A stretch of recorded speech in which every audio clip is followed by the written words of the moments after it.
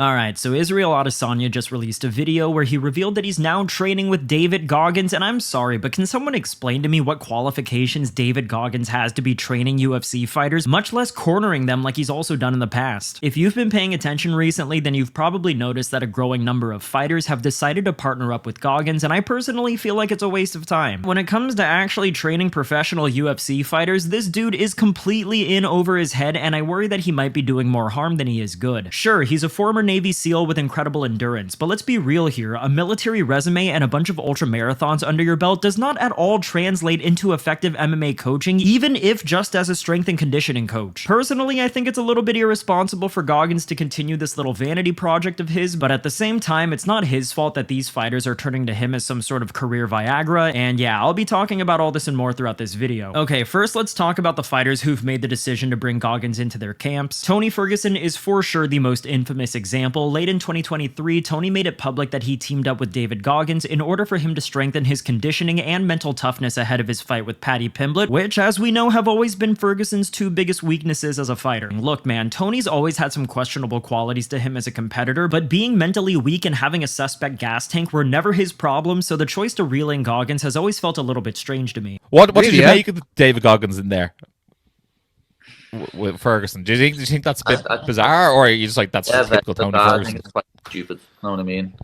If there's two things that Tony's never needed help with, it's his mental state, because he's one of the, look at the armbar Charles had him in. Know what I mean? He didn't tap. That's a nutter right there. And then look at his cardio. He's never had a problem with his cardio. So I don't understand why he done it. Know what I mean? He must be thinking that he's not where he was mentally. Tony let Goggins drag him through one of the most unnecessary hell weeks known to man. All of this while Ferguson was already 39 years old, coming off of multiple beatings, and desperately needing to preserve what little was left of his career. Sure, it's cool that Ferguson's the only person that's ever finished Goggins' Hell Week program and all, but there's so much more to fighting than being in really good shape. Obviously, strength and conditioning is a crucial part of the sport, but the idea of Tony absolutely destroying his body just a few weeks before his fight seems really dumb, and it definitely makes me question Goggins' decision-making skills as a trainer. David Goggins in his corner though. David Goggins ain't got shit on me, know what I mean? When I finish Tony, I'll go over to David and say, who's gonna carry the boat, son? Who's gonna carry them? Because it's not fucking him, is it? Like, at the end of the day, was this really the best allocation of time and energy for Tony at this stage in his career? And I understand that Tony is just as much to blame here as Goggins, but my point here is that I really doubt that David's training regimen holds any practical value to use as preparation for a UFC fight. And look, it's not just me saying this. Both active and retired fighters within the UFC have questioned how useful Goggins' Hell Week is for a fighter like Tony. For example, Daniel Cormier had this to say: he's gonna be in shape, but I don't know that the fatigue of our cardio is going to be the issue. That's not what's wrong with Tony Ferguson. Right. It's not that he's not preparing himself right. It's just other things, other reasons are why he's losing. And I don't know if David Goggins is going to be able to change that. Because, dude, the weathering and the beatings that you take in that octagon can't be fixed just by mental approach and working harder in the gym. It just takes something a little bit more. And also I worry, Goggins he works so hard. He don't care how you feel, and he's going to make you work. I hope he doesn't beat Tony down and overtrain him. Then Chael Sonnen added to the conversation when he said this: I love how hard Tony is working, and good things come from hard work, there's no question, but there's nothing, not the stair stepper, not the throwing up, not the lunges, not the sprints on the track. There's nothing that you'll be doing in the octagon against Paddy. And no matter how much you want to say it's cross-training or it helps, you might even be right, but I'm right too. That's not what the judges are going to be watching for. So if you've only got so much energy at an older age like Tony, you might want to spend it in jiu-jitsu. You might spend it in wrestling. You might want to spend it in sparring.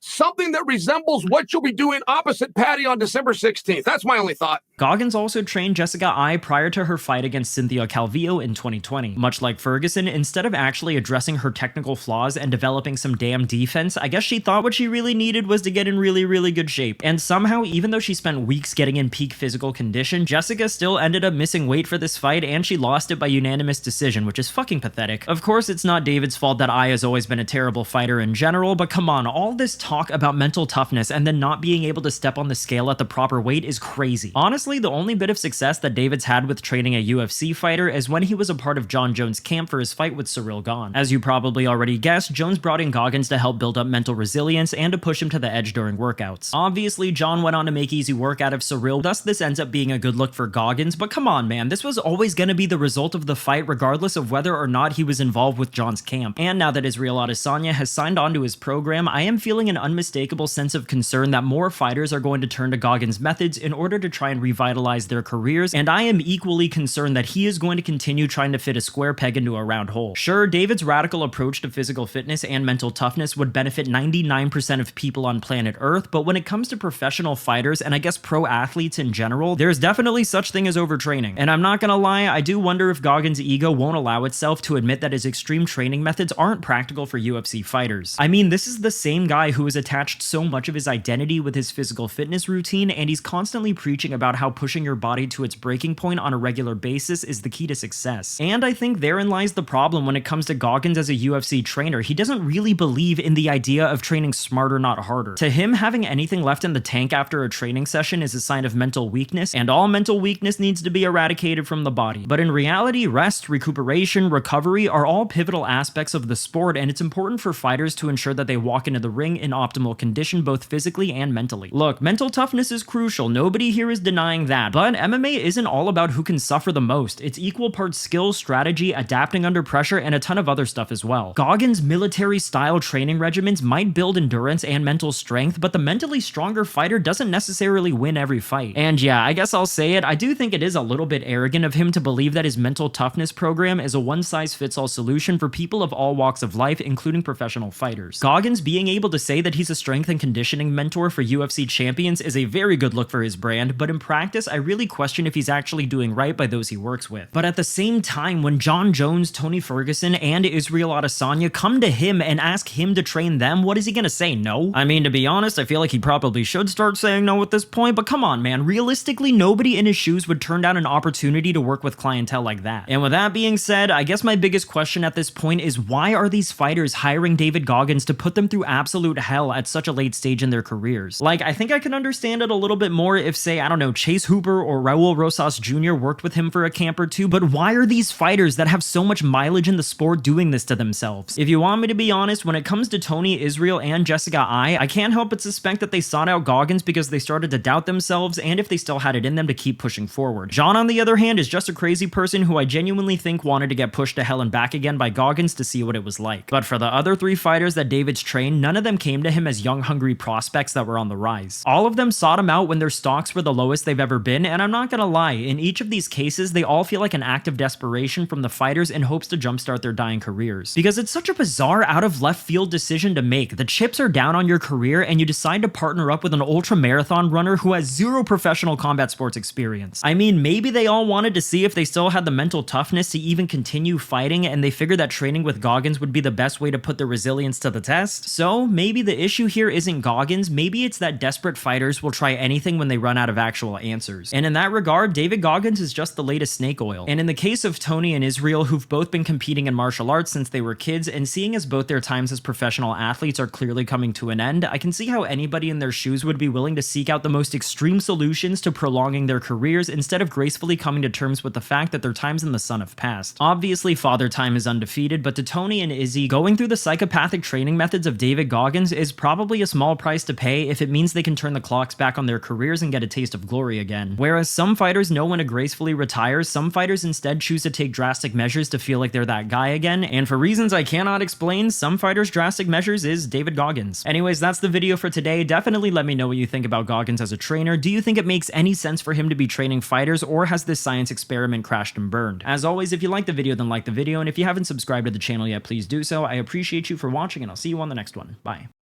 You guys, let me explain to you why I make fun of David Goggins.